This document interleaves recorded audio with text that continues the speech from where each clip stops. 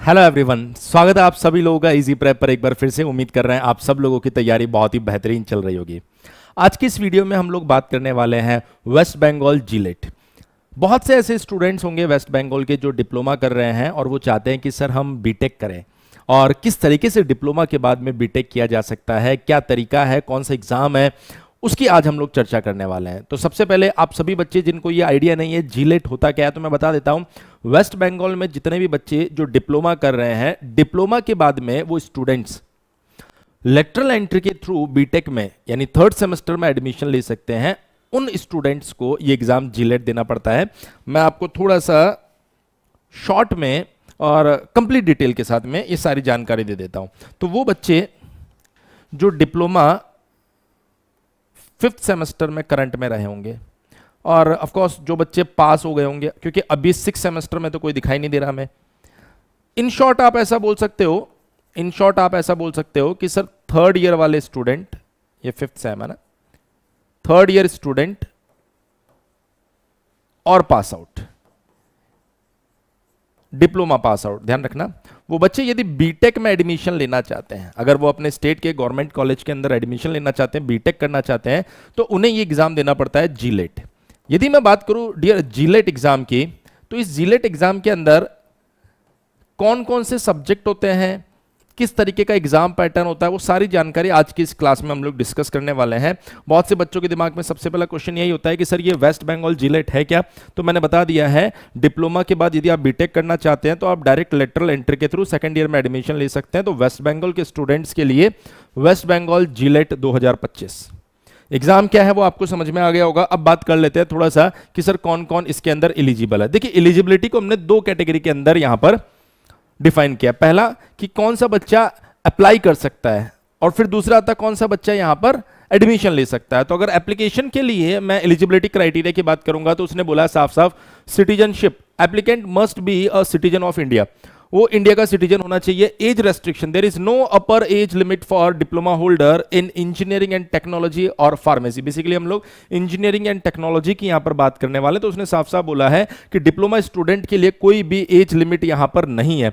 For BSc candidate the upper age limit is 27 years age on 31 December 2000। क्योंकि ये मैंने पुराने ब्रोशर से लिया इसलिए यहाँ पर 23 लिखा हुआ है, लेकिन वो बच्चे जो 2025 में एग्जाम देने वाले हैं तो उनके लिए यहाँ पर 2000 आप मान सकते हो कि 2025 आ जाएगा। क्लियर है? ये मैंने पुराने ब्रोशर से लिया है।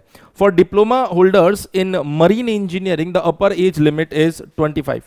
अगेन 31 दिसंबर 2025 तक, तो 31 दिसंबर 2025 तक उनकी एज 25 से ज्यादा नहीं होनी चाहिए।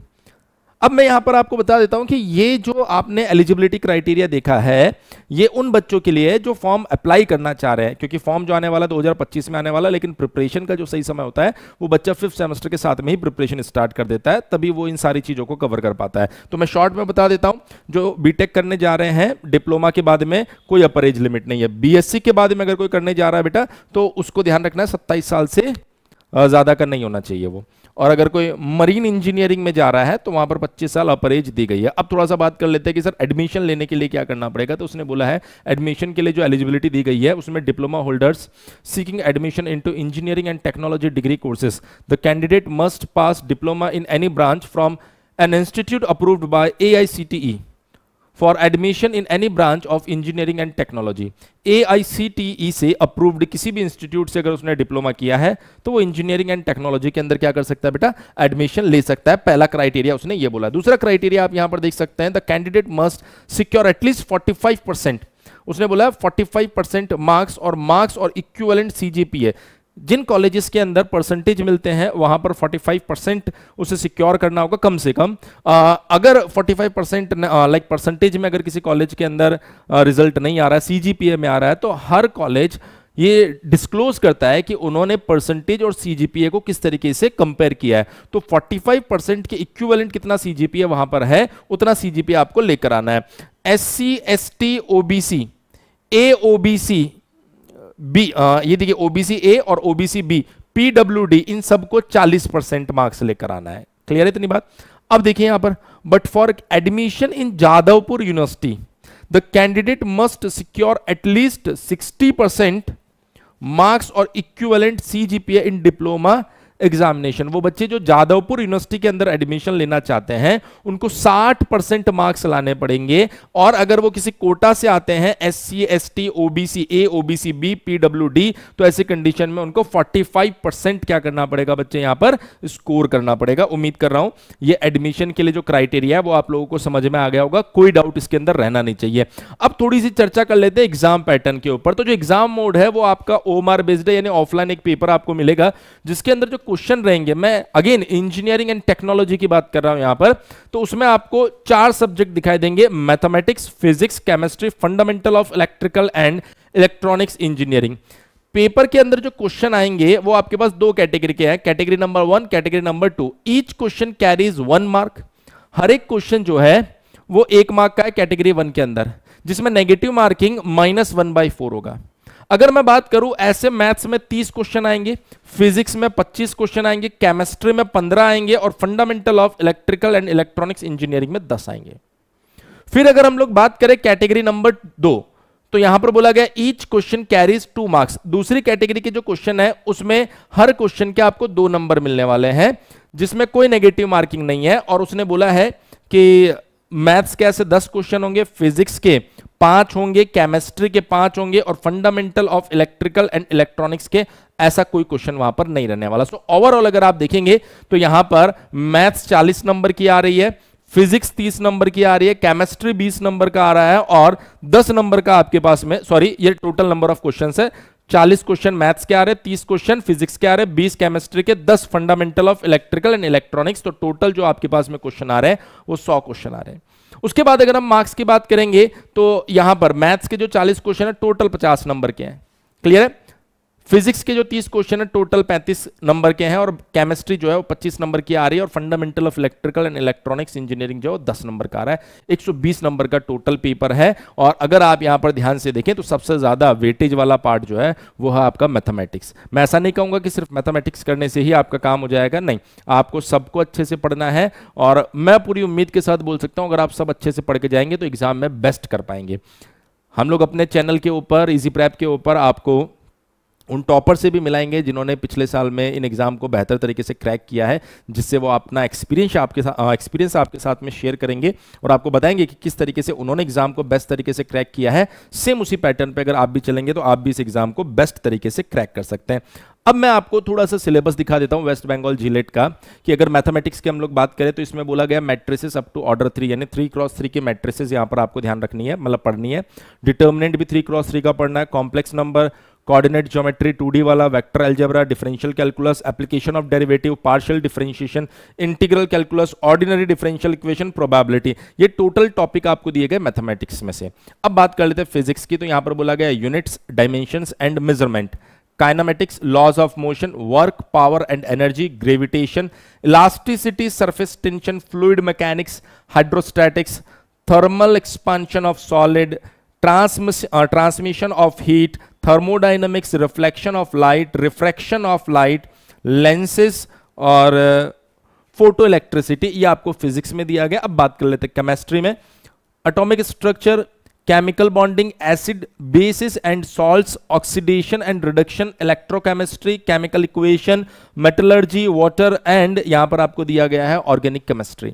अब कहने को ये शायद आप सोचेंगे सर अच्छा सर इसमें टॉपिक्स कम है, इसमें ज्यादा है। बेटा ऑर्गेनिक केमिस्ट्री अपने आप में बहुत कुछ रखता है।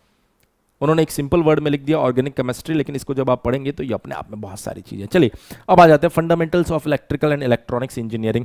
Electrical component, measuring instruments, transformers, electrical machine, DC source and circuit, AC source and circuits, basic semiconductor devices, analog circuit, digital electronics, ये जो आप देख रहे हैं इनके फंडामेंटल्स आपको पढ़ना है, डिटेल में नहीं पढ़ना। कहीं आप सोचे कि सर पूरा डिजिटल डिटेल में पढ़ना, नहीं, इनके फंडामेंटल्स आपको पढ़ना है।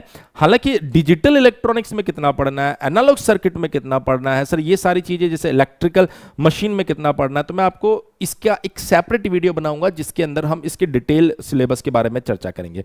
पर आज की इस वीडियो में मैंने कोशिश की है कि जीलेट के बारे में सारी जानकारी मैं आप लोगों को दे दूं। अब वो बच्चे जो ऐसा सोच रहे कि सर कब फॉर्म आएगा, कब तैयारी करनी चाहिए, तो हम सभी बच्चों को कहेंगे कि ये जो सिलेबस है इसको अगर आप डेली 2 घंटे पढ़ते हैं हमारे साथ में, इजी प्रेप के साथ में, तो आप आज से इसकी शुरुआत करेंगे तो आप अपने एग्जाम तक सिलेबस, पीवाईक्यूज और मोस्ट एक्सपेक्टेड क्वेश्चंस को बहुत अच्छे से कर पाएंगे। इसका जो फॉर्म आता है वो डेफिनेटली आप जब देखेंगे तो 2025 फैब और मार्च में आपको फॉर्म दिखाई देगा, मई में आपका इसका एग्जाम हो जाता है। तो जरूरी है कि आप आज से थोड़ा समय रोज इसको अपने कॉलेज के साथ में दीजिए, जिससे कि आप आज से ही प्रिपरेशन करते हुए जब आगे बढ़ेंगे तो वहां तक आप अपने सिलेबस को सही तरीके से खत्म कर सके। अब वो बच्चे जो चाहते हैं कि सर हम इजी प्रेप के साथ में इसकी तैयारी भी करना चाहते हैं, तो इजी प्रेप इन कोर्सेज की तैयारी किस तरीके से करवाता है, तो मैं बता देता हूं कि हमारे पास में ऐसे 3 बैचेस अवेलेबल है, recorded batch, plus batch and live batch. Recorded batch के अंदर यदि आप ध्यान से देखेंगे तो ऑफ कोर्स जो पिछले साल का रिकॉर्डिंग रहेगा वो हम लोग ऐड करने वाले हैं, पीडीएफ नोट्स देने वाले हैं, जो पीवाईक्यू और मोस्ट एक्सपेक्टेड क्वेश्चन है उनको एग्जाम के टाइम पर लाइव सॉल्व करवाने वाले हैं, जो कि 999 रुपए का बैच है, लेकिन अभी आपको ऑफर में 899 रुपए में मिलने वाला है। फिर हम बात करते हैं प्लस बैच, जिसके अंदर अच्छा प्लस से पहले मैं आपको थोड़ा सा लाइव बैच के बारे में बताता हूँ। लाइव बैच जो है इसके अंदर आपको अगेन जीरो से वापस लाइव पढ़ाया जाएगा। जो लाइव पढ़ाया जाएगा उसकी रिकॉर्डिंग भी रहेगी, पीडीएफ नोट्स मिलेंगे, पीवाईक्यूज वगैरह सॉल्व करवाया जाएगा, मोस्ट एक्सपेक्टेड क्वेश्चन भी लाइव सॉल्व करवाए जाएंगे। तो इसमें और इसमें अगर आप डिफरेंस देखें तो ये पुरानी रिकॉर्डिंग है और ये नई क्लासेस है। 1499 का बैच है, लेकिन ऑफर में अभी आपको 1099 में ये दिया जा रहा है। अब अगर हम लोग बात करें तो हमारा प्रीमियम बैच प्लस बैच, जिसके अंदर आपको पिछले साल की रिकॉर्डिंग, या मैं शॉर्ट में कहूं तो ये वाला बैच, इस साल की रिकॉर्डिंग यानी कि ये वाला बैच, दोनों आपको मिल रहे हैं, पीडीएफ नोट्स। अब एडिशनल क्या मिल रहा है, हर टॉपिक की प्रैक्टिस शीट, हर टॉपिक का test, subject wise test, mock test, आपको ई बुक 500 पेजेस की ई बुक प्रैक्टिस के लिए दी जाती है, आपको यहां पर फुल लेंथ मॉक टेस्ट दिए जा रहे हैं, आपको पर्सनल मेंटरशिप दी जा रही है टेस्ट के बाद में कि आपके नंबर कैसे इंप्रूव हो सकते हैं। तो ये सारी चीजें आपको प्लस बैच में मिलती है, जो कि 1999 रुपए का बैच है और आपको अभी ये 1499 रुपए में मिल रहा है। यदि आपको किसी भी तरह का इसमें कोई भी डाउट रहता है तो आप हमारा हेल्पलाइन नंबर 7014639318 के ऊपर कॉल कर सकते हैं। इसके अलावा बेस्ट तरीका हम हमेशा स्टूडेंट्स को बोलते हैं, इजी प्रेप एप्लीकेशन डाउनलोड कीजिए और जाइए कोर्सेज के अंदर और वहां पर आप डेमो देख सकते हैं। बेस्ट कंटेंट हम लोग हमेशा लेकर आते हैं और इस बार भी लेकर आएंगे। तो अपने JELET exam, West Bengal JELET exam की तैयारी इजी प्रेप के साथ शुरू कीजिए और बेस्ट रैंक अचीव कीजिए और उसके बाद में एक अच्छे गवर्नमेंट कॉलेज से अपने बीटेक को शुरू कीजिए। सो उम्मीद कर रहे हैं आज का ये सेशन आप लोगों के लिए जरूर हेल्पफुल रहा होगा। तो बने रहिए इजी प्रेप पर इसी तरह के और भी इंटरेस्टिंग और इंफॉर्मेटिव सेशंस के लिए। Thank you so much.